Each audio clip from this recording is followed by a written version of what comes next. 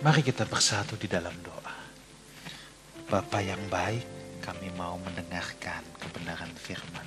Terangi hati dan pikiran kami. Dalam nama Tuhan Yesus kami berdoa. Amin. Saudaraku, apa kabar? Kembali lagi kita berjumpa di acara kesayangan kita, Live Study. Sebab orang yang berhenti belajar, berhenti bertumbuh. Pada kesempatan ini kita akan menyelesaikan pembahasan kita dalam Matius 21 mulai dari 18 sampai 46. Di sini pada bagian yang pertama ayat 18 sampai 22 dulu. Ceritanya Yesus berjalan pagi-pagi. Dalam perjalanannya kembali ke kota, Yesus merasa lapar. Dan di dekat jalan itu, kata Alkitab, Yesus melihat pohon ara, lalu Yesus pergi ke situ. Masalahnya ketika ia ke situ, ia tidak mendapat apa-apa selain daun-daunnya saja. Lalu katanya kepada pohon itu, engkau tidak akan berbuah lagi selama-lamanya. Dan seketika itu juga keringlah pohon ara itu. Melihat kejadian itu, tercenganglah murid-muridnya lalu berkata, bagaimana mungkin pohon ara itu sekonyong-konyong menjadi kering? Yesus menjawab mereka, aku berkata kepadamu, sesungguhnya jika kamu percaya dan tidak bimbang, kamu bukan saja akan berbuat apa yang kuperbuat dengan pohon ara itu, tetapi juga jikalau kamu berkata kepada gunung ini beranjaklah dan tercampaklah ke dalam laut, hal itu akan terjadi. Dan apa saja yang kamu minta dalam doa dengan penuh kepercayaan, kamu akan menerimanya. Saudara, kisah ini cukup membingungkan sebagian banyak orang. Kenapa? Sebab dalam kisah ini juga ditulis dalam Markus 11 ayat 12 sampai 14 dan 20 sampai 26 ini lebih panjang ya, penulis Markus menuliskannya lebih komplit.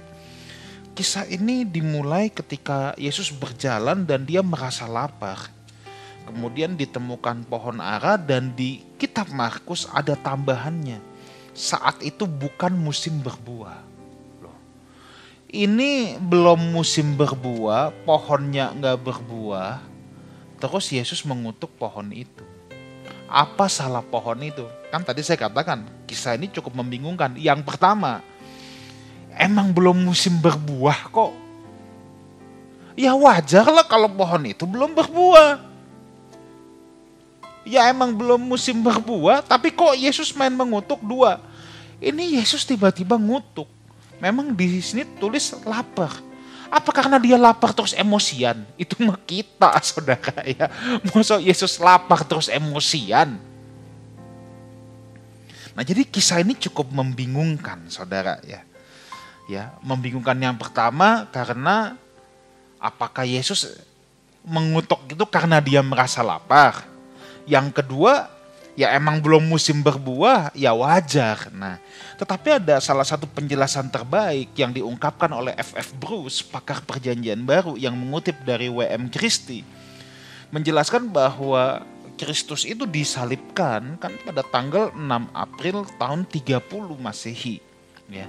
Nah, kalau Kristus disalibkan tanggal 6 April, maka kejadian ini kan kira-kira di 1 minggu sebelumnya. Jadi kemungkinan di hari-hari pertama bulan April, entah tanggal 1, tanggal 2, tanggal 3, kita nggak tahu, saudara ya.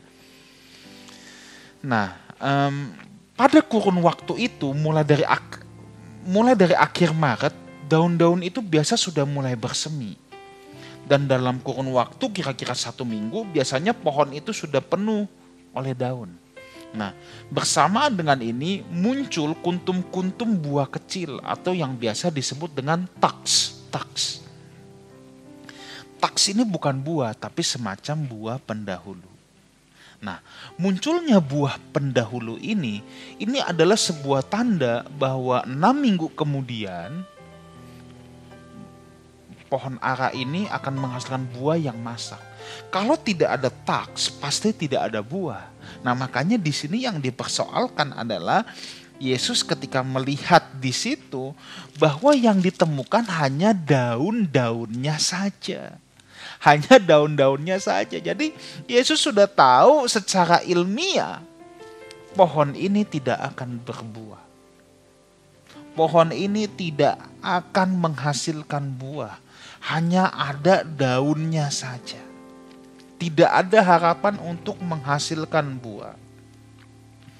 Sebenarnya pelajaran ini mirip dengan yang dituliskan di Lukas 13 ayat 6-9 ketika Yesus mengajar perumpamaan pohon ara yang tidak berbuah. Dan di situ Yesus mengatakan kalau nggak berbuah nggak ada lagi gunanya selain ditebang dan dibuang.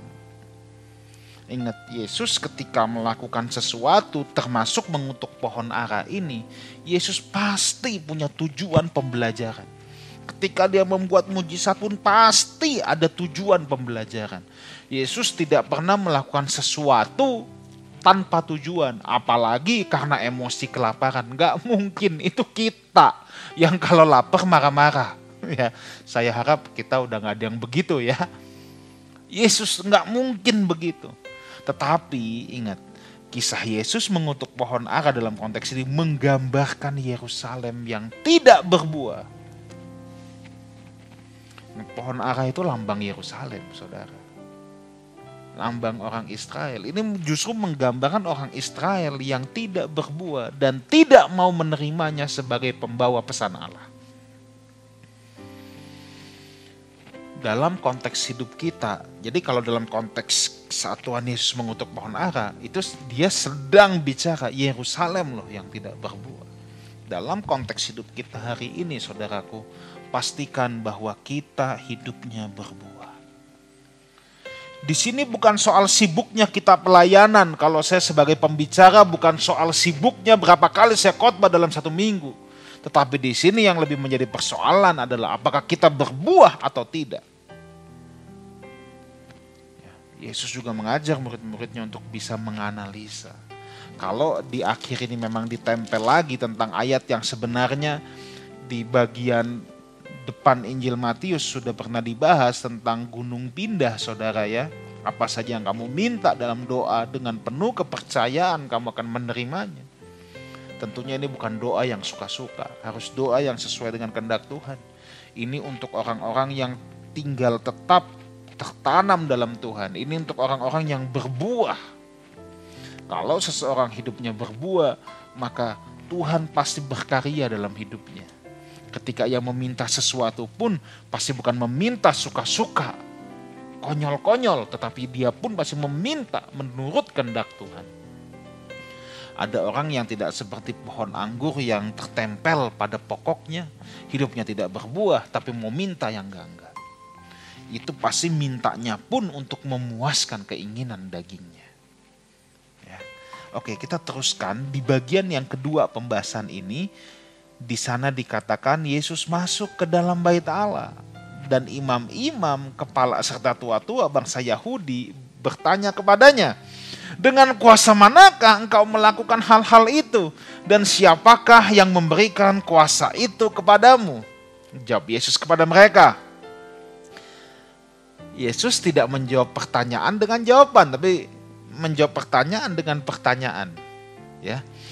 Yesus menjawab mereka, aku juga mengajukan satu pertanyaan kepadamu. Kalau kamu bisa memberi jawab kepadaku, aku akan mengatakan juga kepadamu, dari kuasa manakah aku melakukan hal-hal itu.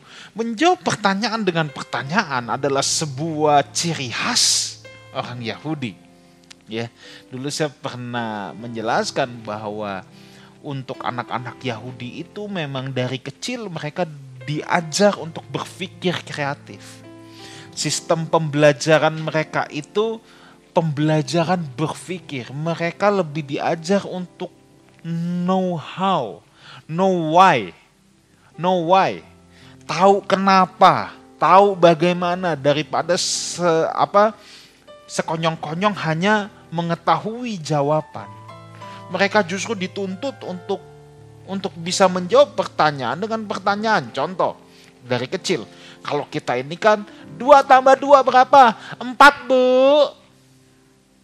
Yang penting kita tahu jawabannya. Kalau orang Yahudi enggak. 2 tambah 2 berapa? Ditanya sama si A. Si A akan menjawab begini. Kalau 6 kurang 2 berapa bu?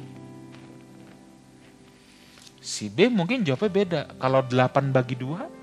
Nah. Si C beda lagi mungkin. Kalau 10 kurang 6 berapa? Memang semuanya akan mengarah pada 4. Tapi mereka dibiasakan untuk punya pola berpikir yang kreatif. Makanya dalam Injil Lukas ketika Yesus umur 12 tahun di bait Allah, di sana juga dituliskan Yesus bersoal jawab. Nah itu gini, jadi biasa itu. Pertanyaan dibalesin dengan pertanyaan. Ya, kita teruskan. Dari mana kebaptisan Yohanes? Tuhan tanya. Ya, dari mana baptisan Yohanes? Dari sorga atau dari manusia? Mereka memperbincangkannya di antara mereka dan berkata, jikalau kita katakan dari sorga, ia akan berkata kepada kita, kalau begitu, mengapa kamu tidak percaya kepadanya? Tetapi jikalau kita katakan dari manusia, kita takut kepada orang banyak sebab semua orang menganggap Yesus ini nabi. Lalu mereka menjawab Yesus, kami nggak tahu. Dan Yesus pun berkata kepada mereka, jika demikian, aku juga tidak mengatakan kepadamu dengan kuasa manakah aku melakukannya hal-hal itu. Saudaraku, Yesus dengan sangat cerdik sekali. Ingat, kenapa Yesus alihkan kepada Yohanes? Sebab yang mengendorse Yesus adalah Yohanes. Ketika Yohanes berkata membuka tali kasutnya pun, aku tidak layak. Lihat, dia anak domba Allah yang akan menanggung dosa dunia. Itu disaksikan banyak orang, saudara. Bukan rahasia umum lagi bahwa Yohanes adalah sosok yang mengendorse Tuhan Yesus. Ya, dalam tanda petik mengendorse. Dan Yohanes Pembaptis itu fansnya banyak sekali. Banyak orang-orang yang datang menyerahkan diri untuk dibaptis oleh Yohanes. Dan Yesus tahu akan hal ini. Sekarang ditanya balik. Dia kan di-endorse sama Yohanes. Menurutmu Yohanes dari mana? Sorga atau bukan? Mereka bingung. Kalau dibilang dari sorga, ya terus kenapa gak percaya dengan kuasa Yesus? Orang Yohanes yang endorse kok. Kalau bilang dari manusia, wah ini banyak orang. Ini kalau banyak yang mengikut Yohanes, bisa habis kita dibantai. Pelajaran yang kita ambil di sini. 1. Kita tidak perlu membuktikan diri kita dengan kuasa, dengan hal-hal ekstravagansa untuk menunjukkan siapa kita.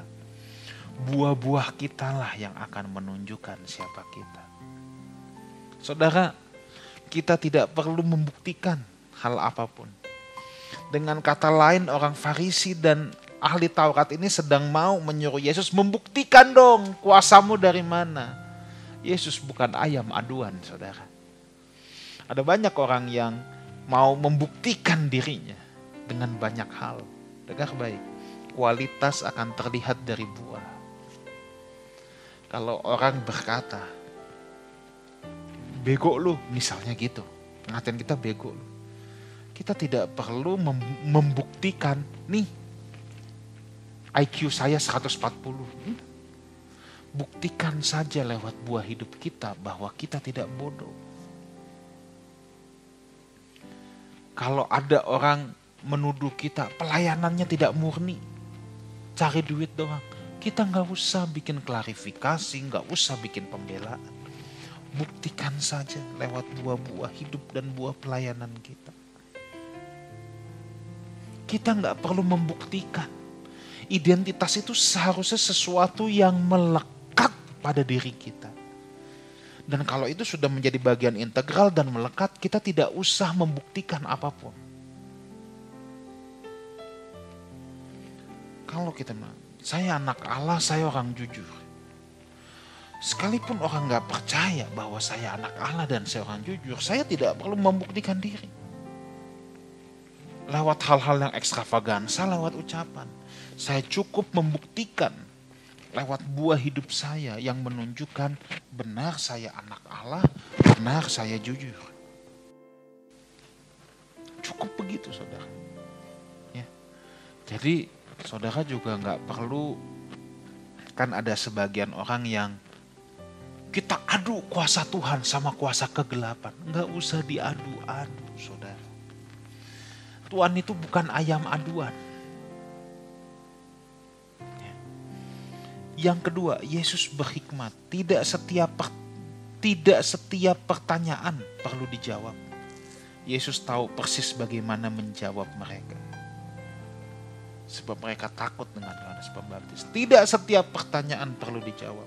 Kadangkala kita gatel, kita mau jawab, kita mau memberi jawab atas semua pertanyaan yang diajukan dalam hidup kita.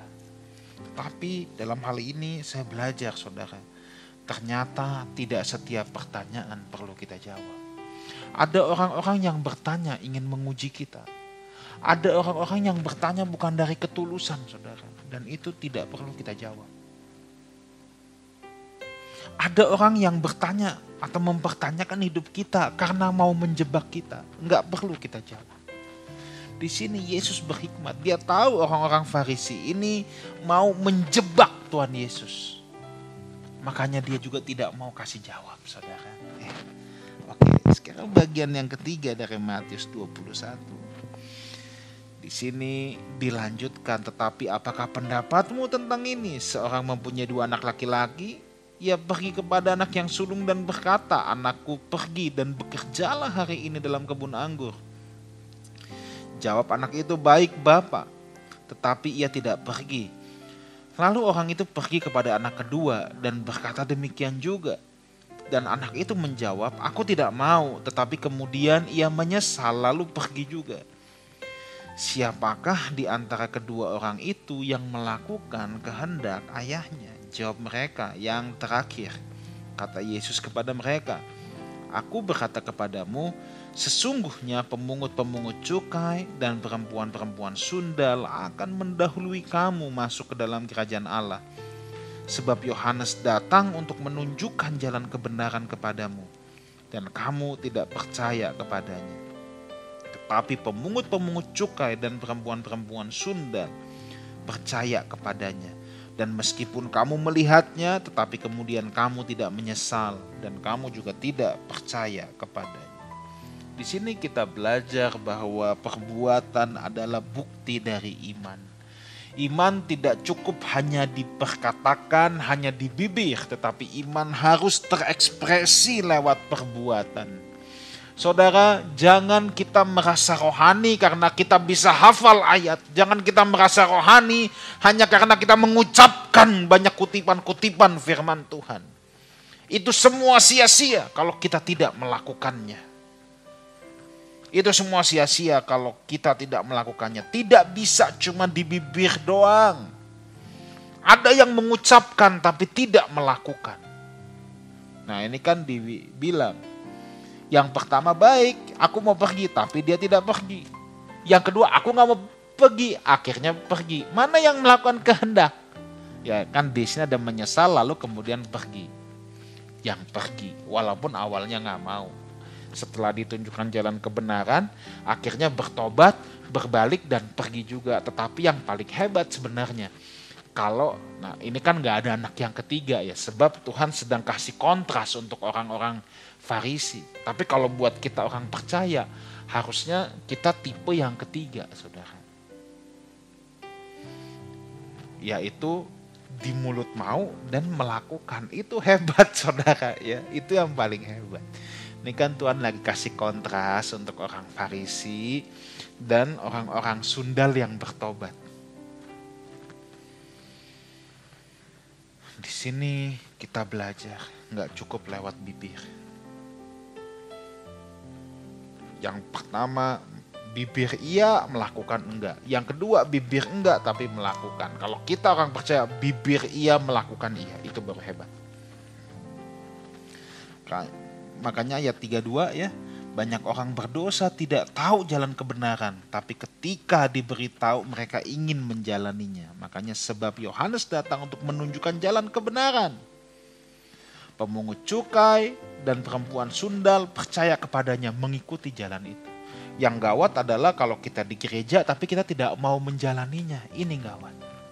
Aktif sih pelayanan, banyak sih dengar firman, banyak sih dengar khotbah, tapi kita gak mau menghidupinya. Ini bahaya, saudara. Ini yang sering saya katakan sebagai orang Farisi modern. Dan saya berdoa tidak ada yang mengikuti life study ini juga menjadi Farisi modern. Ya, saya berdoa tidak ada, saudara. Jangan sampai kita aktif di gereja, badannya ada di gereja, berkata amin, amin, amin. Ikut nyanyi, datanglah ke baitnya dengan hati bersyukur. Gitu pulang gereja, monyet lu. Nah, ini cuma di bibir, saudara. Tapi tidak dilakukan, tidak dihidupi. Ini yang gawat. Harusnya kalau kita berkata datanglah ke baitnya dengan hati bersyukur, ya hidup kita betul-betul penuh dengan ucapan syukur. Harusnya kan begitu. Nah, Matius 21 ini diakhiri nih, ayatnya agak panjang ya, saya ceritakan aja. Ayat 33 sampai 46, ini ada seorang tuan yang punya kebun anggur ya. Lalu dia sewain kepada penggarap-penggarap ya.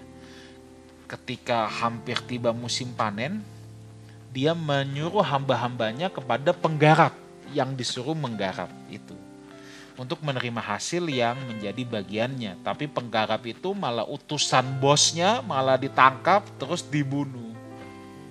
Disuruh lagi hamba-hamba yang lain sama, digebukin, dibunuh. Akhirnya yang dia suruh anaknya. Karena bosnya pikir kalau anakku yang pergi pasti mereka segan. Gak taunya bukannya segan. Penggarap-penggarap ini lihat anak itu malah bilang, nah yang ini ahli waris, mari kita bunuh supaya warisannya menjadi milik kita. Ini sebuah penggambaran, saudara ya. Banyak hamba Tuhan, nabi-nabi dikirim kepada orang Israel, tapi mereka malah dibunuh. Akhirnya Bapa mengutus putranya yang tunggal, nggak diterima juga, malah dianiaya, malah dibunuh. Ini kebangetan, saudara ya. Makanya ayat 40 saya akan bacakan mulai dari situ aja. Maka apabila tuan kebun anggur itu datang, apakah yang akan dilakukannya kepada penggarap-penggarap yang jahat ini? Kata mereka kepadanya, ia akan membinasakan orang-orang jahat itu. Dan kebun anggurnya akan disewakan kepada penggarap-penggarap lain. Kata Yesus kepada mereka, belum pernahkah kamu baca kitab suci? Batu yang dibuang oleh tukang-tukang bangunan telah menjadi batu penjuru. Hal itu terjadi dari pihak Tuhan. Suatu perbuatan ajaib di mata kita. Sebab itu aku berkata kepadamu bahwa kerajaan Allah akan diambil daripadamu dan akan diberikan kepada suatu bangsa yang akan menghasilkan buah untuk kerajaan itu. Ketika imam-imam, kepala dan orang Farisi mendengar perumpamaan Yesus, mereka mengerti bahwa merekalah yang dimaksudkannya. Saudaraku, di sini dikatakan bahwa kerajaan Allah akan diambil, diberikan kepada suatu bangsa yang lain yang akan menghasilkan buah kerajaan itu. Ini bicara tentang keselamatan untuk bangsa-bangsa lain. Yesus datang kepada milik punyanya sendiri, tapi bangsa Israel tidak mau menerimanya. Itulah sebabnya, apa pelajaran paling penting di sini? Saudara, kita harus paham tentang umat pilihan dalam hal ini. Orang Israel selalu merasa dirinya umat pilihan, VIP-nya Tuhan. Tapi mereka tidak sadar mereka menolak Kristus. Benar mereka umat pilihan. Artinya apa? Lewat keturunan mereka, Mesias dilahirkan. Tetapi jangan sekonyong-konyong langsung merasa jadi VIP-nya Tuhan, saudara. Status umat pilihan itu bukan karena darah dan daging mereka Israel, bukan. Nah, hari ini banyak orang Kristen yang juga langsung merasa, aku umat pilihan. Kok tahu? Kebaktian minggu di gereja. Saudara, status umat pilihan bukan karena KTP saudara beragama Kristen. Status umat pilihan bukan karena saudara nyanyi 3 lagu cepet, 2 lagu pelan setiap hari minggu. Tetapi status umat pilihan karena kita mau percaya dan menghasilkan buah bagi kerajaan itu. Baru kita umat pilihan. Jadi kita jangan merasa, yang penting aku udah ke gereja, aku umat pilihan, aku VIP-nya Tuhan. Oh, jangan. maka itu akan diambil, akan diberikan kepada pihak lain yang akan menghasilkan buah bagi kerajaan itu. Pastikan hidup kita berbuah. Tuhan Yesus menyertai kita semua. Mari kita berdoa. Bapa, bicaralah kepada masing-masing kami. Materaikan ini semua Tuhan. Hamba-Mu berhenti berbicara. Dan biar Tuhan sendiri yang terus berbicara lewat kehidupan kami. Menit demi menit, jam demi jam. Terima kasih. Dalam nama Tuhan Yesus kami berdoa. Amin. Saudaraku, kalau saudara rindu untuk kebaktian streaming dari jam 9 pagi dan saudara bisa menyaksikannya juga entah di jam 11 entah di jam 12. Tetapi pastikan ketika saudara menyaksikan itu saudara dalam sikap beribadah. Jangan sambil nonton yang lain, sambil main yang lain ya. Tetap dalam sikap beribadah. Dan jangan lupa follow Instagram Lifehouse Community. Di sana ada live message yang akan memberkati saudara. Dan juga Lifehouse Community YouTube, ada kebenaran-kebenaran firman Tuhan yang ada di sana. Dan juga Lifehouse Music, di mana saudara akan diberkati lewat pujian penyembahan yang saya percaya akan membangun iman saudara. Sampai jumpa dalam program berikutnya, Life Study. Sebab orang yang berhenti belajar, berhenti bertumbuh. God bless you.